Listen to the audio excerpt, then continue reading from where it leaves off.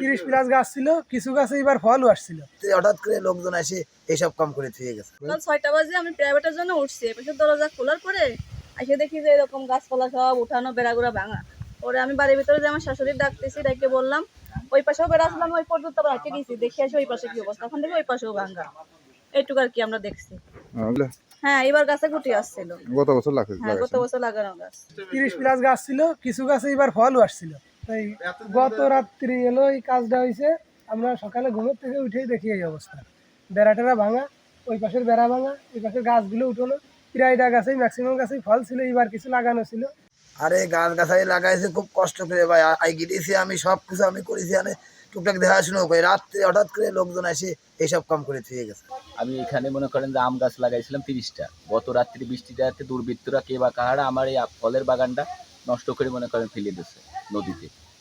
আমি সঠিক তদন্ত এবং বিচার চাই প্রশাসনের কাছে, আপনাদের কাছে।